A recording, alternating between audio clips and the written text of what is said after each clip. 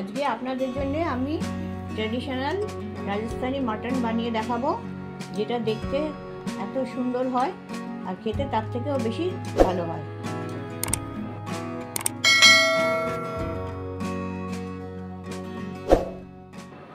Rajasthani mutton বানানোর জন্য আমি প্রেসার কুকারে 200 গ্রাম সর্ষের তেল দিয়ে দিচ্ছি। আমরা 1.5 কিলো মতন মাংস রান্না করছি। সর্ষের তেলটাকে খুব ভালো করে গরম করে নেব যাতে ঝাঁঝটা বেরিয়ে যায়। তেলটা খুব ভালো গরম হয়ে গেছে, প্রচুর ধোঁয়া উঠছে, সমস্ত তেলের যে ঝাঁঝটা সেটা বেরিয়ে গেছে। এবার আমি কিছু শুকনো লঙ্কা দিয়ে দিচ্ছি। শুকনো লঙ্কার মধ্যে একটা গোটা বীজওয়ালা লঙ্কা আছে, বাকিগুলো সব বীজ ছাড়ানো। আপনারা যদি ঝাল খুব বেশি করে খেতে চান তাহলে আরও 2-4টে গোটা বীজওয়ালা লঙ্কা দিয়ে দিতে পারেন। এইগুলো একটু নাড়াচাড়া করে ভেজে নেব। শুকনো লঙ্কাটা ভাজা হয়ে গেছে। এবারে কিছু গোটা গরম মশলা ফোড়নে দিয়ে দিচ্ছি। এখানে আছে 1 চা চামচ সাজিরে, 1/2 চা চামচ গোটা জিরে, 7-8টা গোলমরিচ, 2টো দারচিনি, 5-6টা লবঙ্গ, সামান্য একটু জয়িত্রী, 2টো বড় এলাচ, একটা স্টার অ্যানিস আর 3-4টে তেজপাতা ছিল ফোড়নে, সেগুলো দিয়ে দিচ্ছি।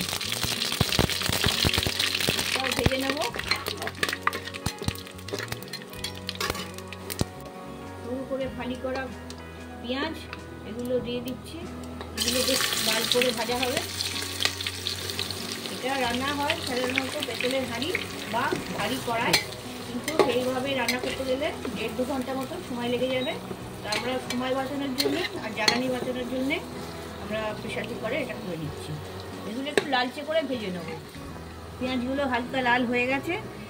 এবারে আমি মাটনটা দিয়ে দিচ্ছি। পেঁয়াজের সাথে 2-3 মিনিট আমি এটাকে ভেজে নেব।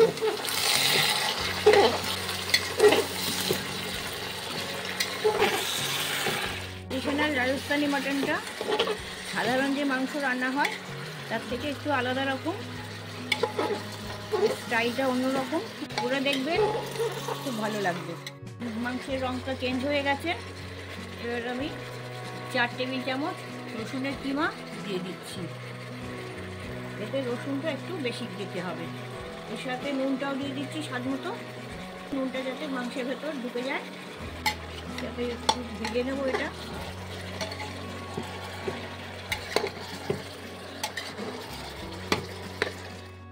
রসুনের কাঁচা গন্ধটা যাওয়া অবধি আমি রান্নাটা করে নিলাম।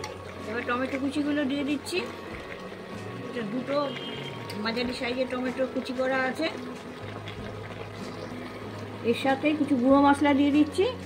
এখানে 1 চা চামচ ঝাল লঙ্কার গুঁড়ো আছে, ঝালটা আপনারা নিজেদের স্বাদ মতন দেবেন।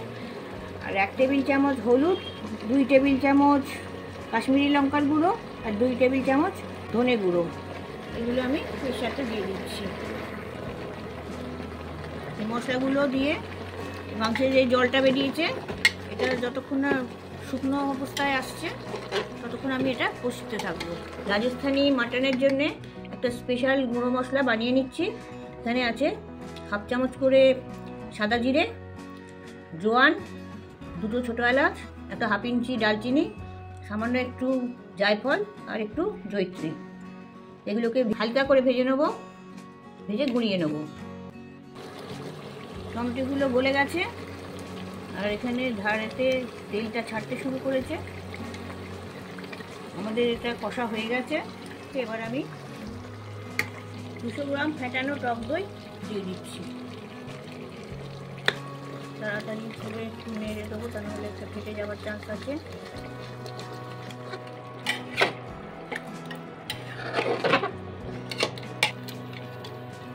দইটা ভালোভাবে মিশে গেছে।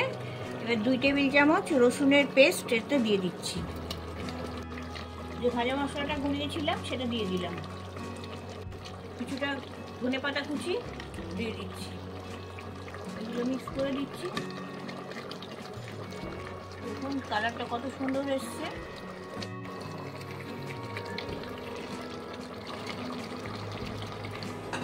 এই সময় 2 কাপ গরম জল দিয়ে দিলাম। ফুটতে শুরু করেছে। আমি এবার ঢাকনাটা দিয়ে দিচ্ছি। 6-7টা সিটি দিয়ে দেবো। 7টা সিটি হয়ে গেছে। এবার আমি ওভেনটা বন্ধ করে দিচ্ছি, আর এর প্রেশারটা যতক্ষণ না কমছে ততক্ষণ এইভাবেই রেখে দেবো। 7-8টা সিটি দিয়ে রেখে দিয়েছিলাম, এখন প্রেশারটা বেরিয়ে গেছে। এবার আমি ঢাকনাটা খুলছি।